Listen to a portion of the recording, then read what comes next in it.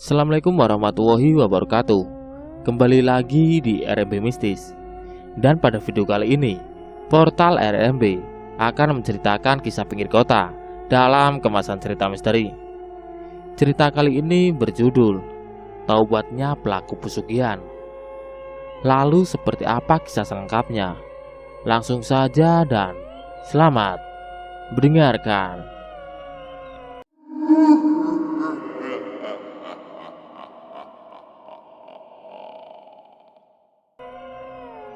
Di kesempatan kali ini, ada satu cerita dari salah satu narasumber yang pernah melakukan ritual pesugihan dan sekarang sudah bertaubat. Awal ceritanya sebut saja namanya Pak Wandi. Pak Wandi ini pernah melakukan ritual pesugihan di salah satu lereng bukit yang letaknya di Jawa Tengah. Pak Wandi ini dikenal sebagai orang yang biasa, orang yang cukup mampu, tapi karena sifat gengsinya itu memaksakan dirinya terjerumus sampai ke lembah pesugihan. Waktu itu beberapa temannya sering memberikan masukan tentang bagaimana caranya agar sukses, tentang cara bagaimana menjadi orang kaya, tentang bagaimana cara menjadi orang yang benar-benar bisa dihargai orang lain. Itu tidak jauh dari yang namanya materi, tidak jauh dari yang namanya kekayaan. Waktu itu Pak Wandi ini di antara teman-temannya yang lain. Pak Wandi termasuk orang yang paling rendah di antara beberapa temannya. Maksudnya yang paling rendah ini ya mungkin secara ukuran kekayaannya itu jauh berbeda. Pak Wandi yang hanya memiliki motor, sedangkan yang lainnya itu sudah memiliki mobil dan juga menjadi seorang bos. Sedangkan Pak Wandi posisinya masih merintis sebagai pelaku usaha mandiri, belum mempunyai karyawan, belum mempunyai apa-apa.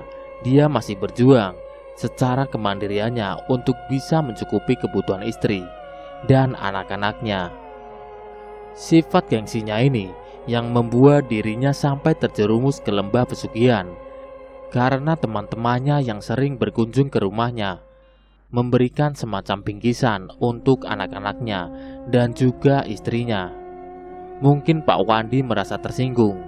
Pak Wandi masih mampu memberikan apa yang mereka berikan ke anak-anaknya dan juga istrinya. Pak Wandi yang mungkin merasa terhina. Dia menolak apa yang diberikan oleh teman-temannya. Nggak usah ngasih anakku dan istriku seperti itu dan sebagainya. Saya juga masih bisa kok. Mungkin kalau saya sudah kaya, saya juga ingin membelikan anak-anak kalian seperti kalian membelikan istri dan anak-anakku. Itu semua diucapkan di depan teman-temannya yang sering datang berkunjung ke rumahnya. Karena sering mendapatkan bingkisan, sering mendapatkan oleh-oleh dari beberapa temannya, Pak Wandi punya inisiatif melakukan ritual pesugihan. Dia pun izin dengan istrinya. Kalau melihat teman-teman saya yang sering datang memberikan bingkisan ke ibu dan juga anak-anak, sebenarnya saya ini malu. Saya juga nggak terima diremehkan terus-menerus. Sedangkan usaha yang kita lakukan ya seperti ini. Kita memang sudah kecukupan. Kita masih bisa melakukan apa yang kita inginkan. Tetapi kalau seperti ini terus, kita belum mampu mendirikan rumah yang besar, rumah yang mewah. Apalagi membeli mobil itu gak mungkin dalam waktu dekat ini, seperti yang kita lakukan saat ini dengan usaha yang kita kelola. Istrinya yang mulai terprovokasi oleh Pak Wandi. Kalau kayak gini terus, kita juga bakal susah. Karena secara gak langsung teman-temannya Mas ini yang memang sering datang, saya juga sering terima apa yang mereka kasihkan. Dan bukan hanya sekedar bingkisan, tapi uang. Padahal kita juga termasuk orang yang berkecukupan. Nah, waktu itu istrinya yang sudah terprovokasi. Waktunya Pak Wandi meminta izin. Gimana kalau kita ini melakukan pesugihan? Kita lari ke salah satu juru kunci, dan melakukan perjanjian dengan iblis untuk mendapatkan kekayaan. Perjanjian apa maksudnya? Perjanjian untuk mendapatkan kekayaan. Tapi pasti ada tumbalnya kan? Ya soal itu urusan belakang. Yang penting kita jadi orang kaya dulu. Itu pun disepakati oleh istrinya. Sementara anak-anaknya yang waktu itu masih pada tidur, tidak mendengarkan apa yang mereka katakan. Hasil pembicaraan dari Pak Wandi dan istrinya, mereka sepakat untuk melakukan pesugihan. Besok paginya, Pak Wandi berangkat sendiri dengan motornya. Tidak ditemani istri, karena istrinya harus mengasuh kedua anak-anaknya yang waktu itu masih berusia 5 tahun dan 2 tahun, hanya selisih 3 tahun saja. Pak Wandi yang berangkat ke salah satu tempat di lereng gunung dengan tujuan ingin bertemu dengan juru kunci untuk mendapatkan kekayaan. Setelah hampir 2 jam perjalanan, akhirnya Pak Wandi sampai ke sebuah tempat di mana sekelilingnya itu hutan lebat dan terdapat satu rumah tua. Pak Wandi mendatangi rumah sang juru kunci dan menceritakan apa yang menjadi keluhannya. "Mbah, saya kesini meminta tolong, meminta bantuan ke Mbah." "Minta bantuan apa?"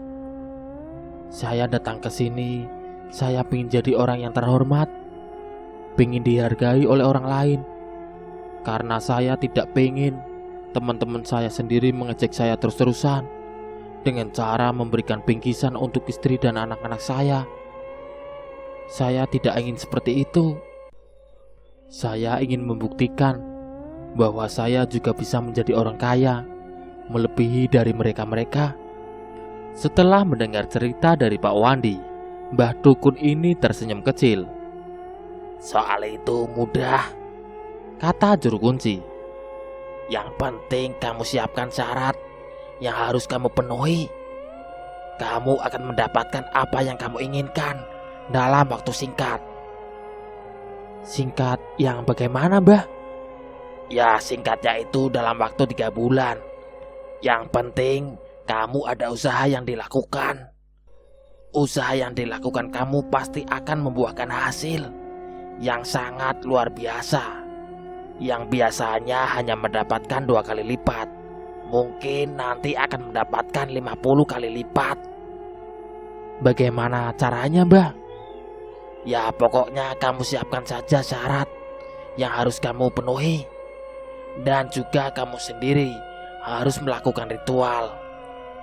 Jangan hanya memenuhi syaratnya saja, tapi kamu tidak melakukan ritual itu tidak bisa." "Nah terus bagaimana caranya, Mbah?" Dijelaskan satu persatu cara yang harus dilakukan. Pak Wandi pun menyetujui apa yang sudah diajarkan oleh juru kuncinya. "Ya sudah, Mbah, kalau seperti itu syarat dan tata caranya, besok saya kesini lagi. Saya akan siapkan semua apa yang menjadi syarat untuk saya bisa melakukan ritual. Saya pamitan dulu, Mbah." Pak Wandi pamitan ke juru kuncinya. Dia pulang ke rumah menemui istrinya. "Bu, kalau nanti bapak ini melakukan ritual, jangan mikir yang aneh-aneh ya. Pokoknya selama 7 hari 7 malam, bapak akan melakukan ritual." "Ritual apa, Pak?" kata istrinya. "Ya ritual pokoknya. Gak tahu seperti apa. Yang penting bapak ini melakukan ritual dengan apa yang sudah diajarkan oleh Mbah Dukun." Setelah itu, Pak Wandi langsung bergegas mencari syarat-syarat yang diperlukan untuk dibawa besok pagi. Singkat cerita, besoknya itu Pak Wandi langsung berangkat ke tempat juru kunci itu. Sesampainya di sana, ia serahkan semua syarat-syarat yang diperlukan, termasuk maharnya juga diserahkan ke juru kuncinya. Setelah semua sudah diserahkan, malam harinya Pak Wandi disuruh mandi kembang agar pada saat melakukan ritual itu sudah dalam keadaan bersih. Sekitar jam 11 malam lebih, Pak Wandi dipanggil sang juru kunci. diarahkan dan dikasih tahu mantra-mantra dan tata caranya untuk melakukan ritual. Tempat ritualnya itu tidak jauh dari rumah sang juru kunci. Pak Wandi mengikuti langkah sang juru kunci. Mungkin ada 15 menitan, karena jaraknya lumayan jauh.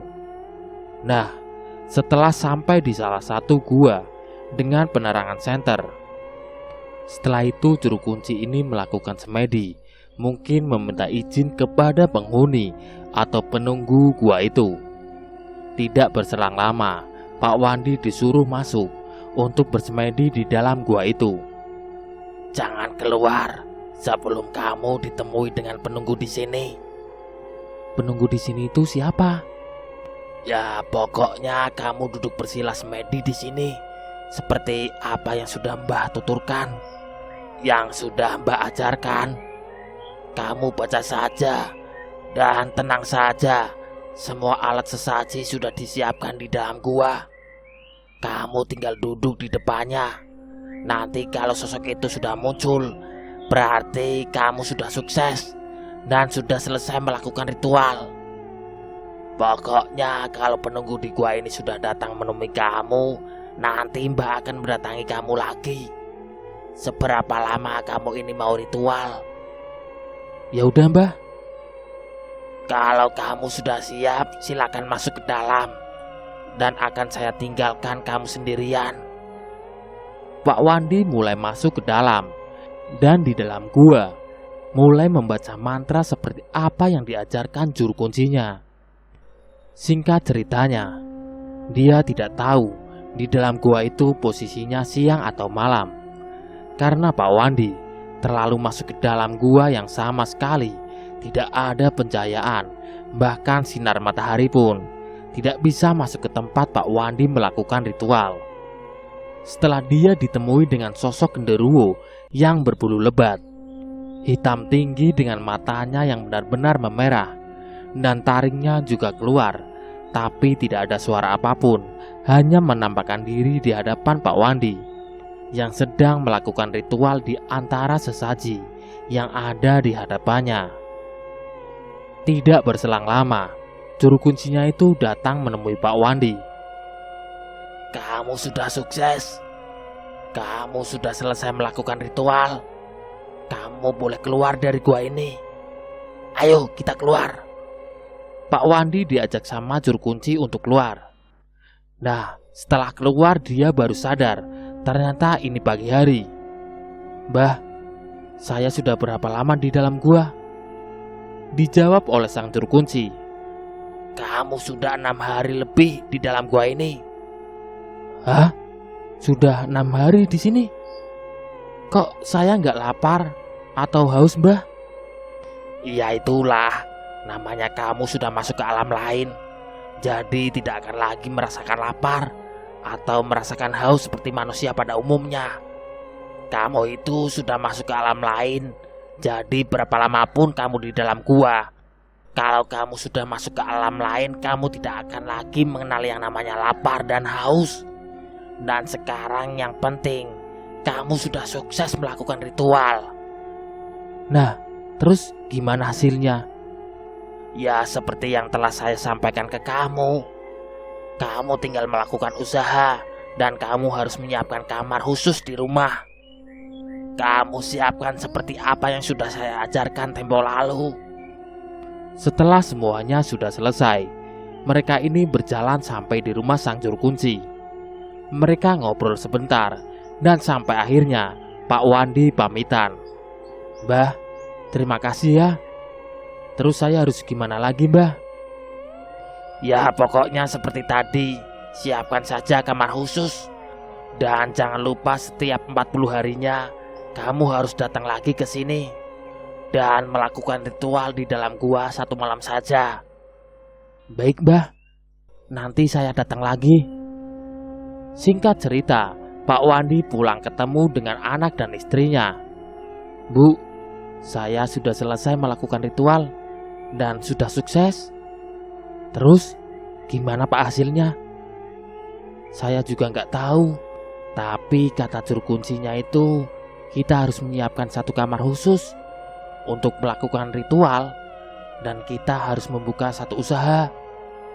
Setelah itu, sepasang suami istri ini langsung membelanjakan apa yang diperlukan untuk melakukan ritual di rumahnya. Dari mulai kembang, dupa sampai kemenyan, dan kendi berukuran kecil dibelinya. Malam harinya, Pak Wandi bersemedi sembari membaca mantra, dan besoknya efek dari ritual yang dilakukannya ini sudah terasa. Usaha yang dilakukan yang saat itu dipegang istrinya, karena Pak Wandi ini meninggalkan istrinya itu hampir 6 hari lamanya. Jadi usahanya itu dikelola istrinya. Pendapatan dari usahanya itu berbeda sekali dari sebelumnya. Usaha yang dikelola oleh Pak Wandi dan istrinya berangsur-angsur naik.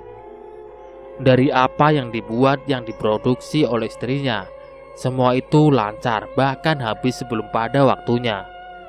Yang biasanya bisa sampai 1 hari, sekarang hanya butuh waktu setengah hari. Sudah habis tak tersisa.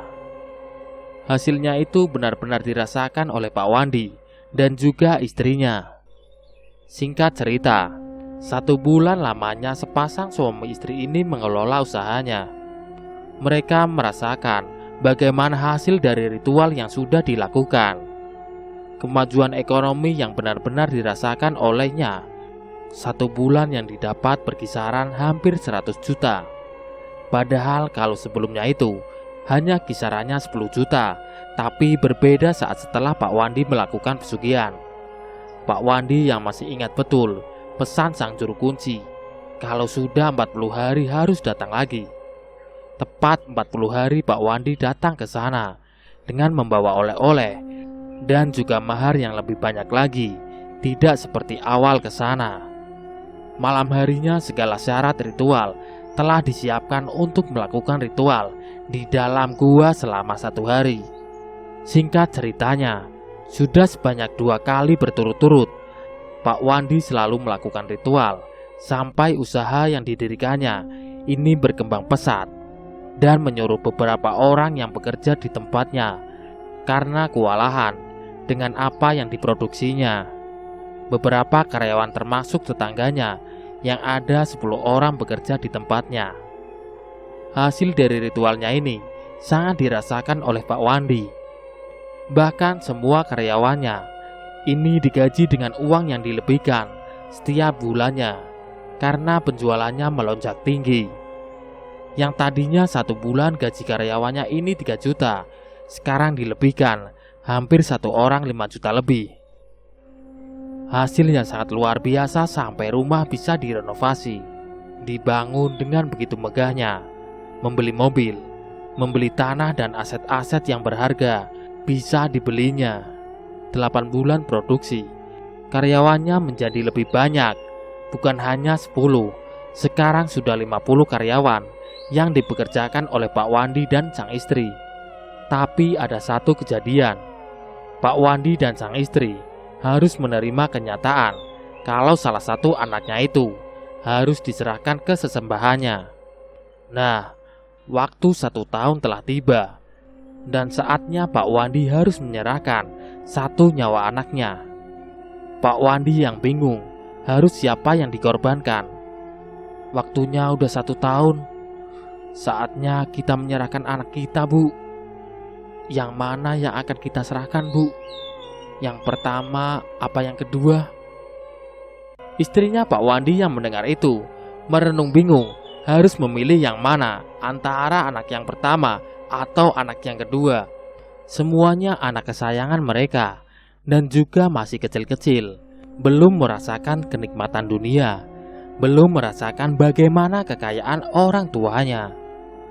Pak Wandi yang memikirkan dengan matang-matang siapa yang akan ditumbalkan dan akhirnya menyerahkan anak keduanya yang masih berusia 2 tahun.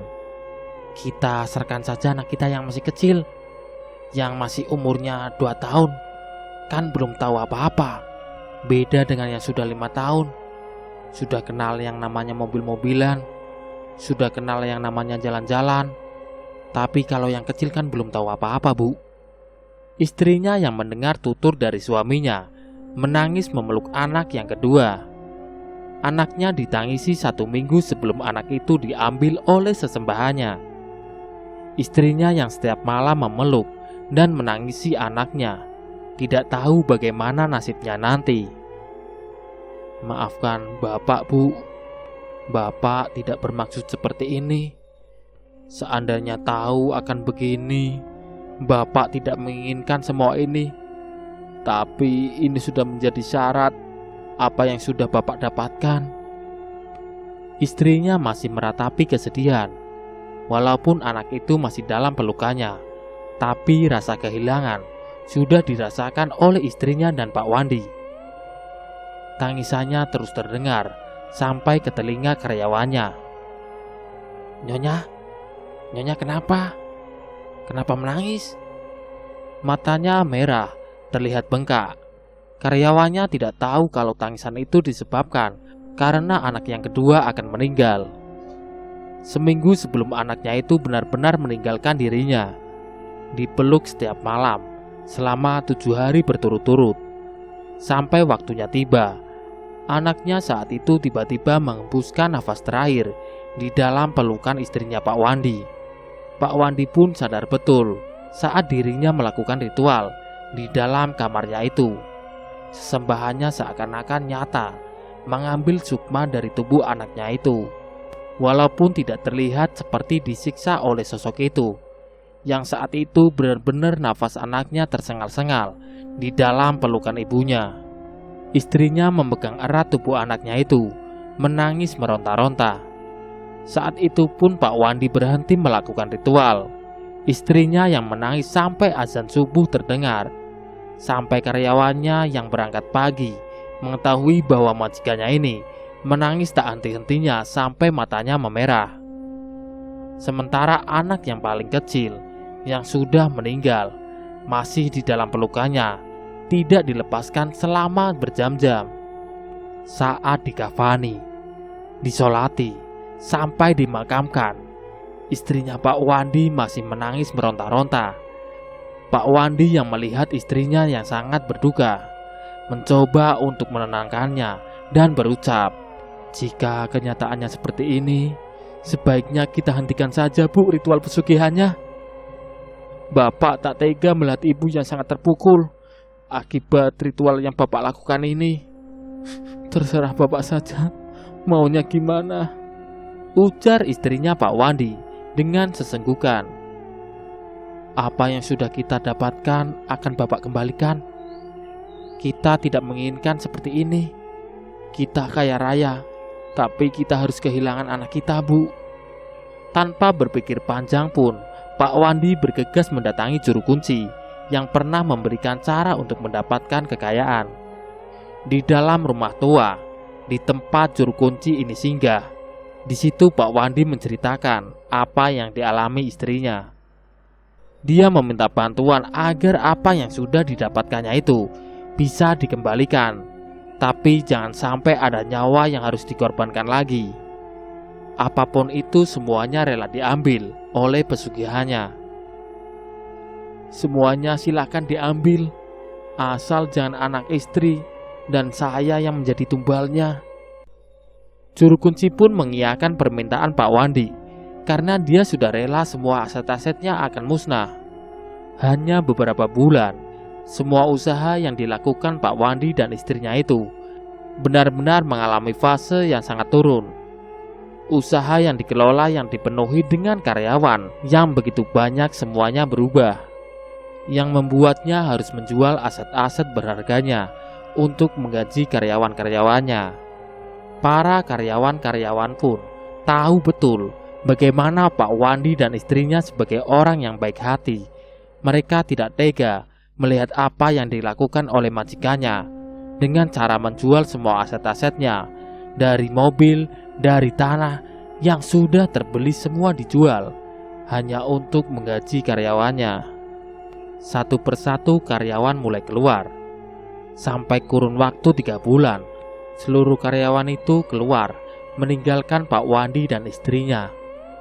Seluruh kekayaan yang dimiliki oleh Pak Wandi yang didapatkan dari pesugihan semuanya habis hanya tersisa rumah. Tapi semua aset-aset yang di dalamnya, termasuk barang-barang elektronik, semua sudah dijual oleh Pak Wandi untuk mencukupi seluruh kebutuhannya. Semenjak saat itu, sudah tidak ada lagi melakukan ritual. Pak Wandi sudah tidak lagi mendapatkan kemudahan dalam usahanya. Dan saat itu juga, Pak Wandi mendatangi salah satu guru ngaji yang ada di lingkungan tempat tinggalnya, seorang pemilik pondok pesantren.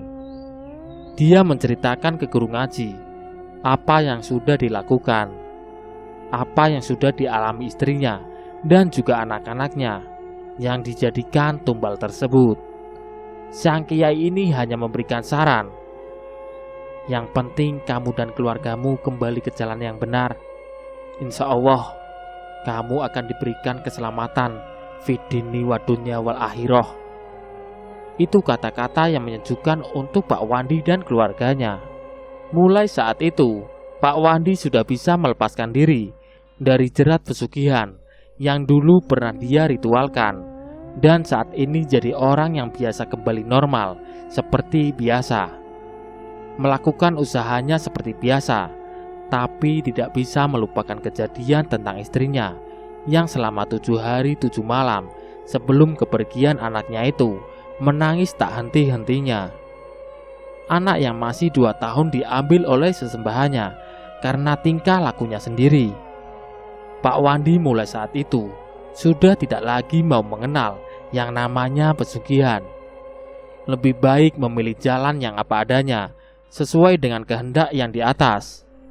Dia masih bersyukur diberikan umur panjang dan diberikan nikmat hidup untuk membenahi kesalahannya di sisa-sisa umurnya, agar ibadah yang dilakukan itu bisa diterima sebagai penebus salah sewaktu dirinya terjerumus ke lembah setan. Semoga apa yang saya ceritakan dari kisah Pak Wandi ini bisa mengambil hikmah dan pelajaran untuk kita semua, bahwasanya yang namanya jerat pesugihan tidak dibenarkan dan itu hanya memberikan kenikmatan semata, sementara kenistaan itu berakhir selamanya. Semoga kisah ini memberikan pendalaman dalam pikiran kita agar kita lebih jernih dalam kita memilih dan menimbang apa yang perlu kita lakukan, agar kita menjadi orang-orang yang lebih baik lagi ke depannya. Portal RMB, itulah tadi cerita yang berjudul Taubatnya Pelaku Pesugihan. Nantikan cerita-cerita menarik lainnya di konten berikutnya. Sekian. Wassalamualaikum warahmatullahi wabarakatuh.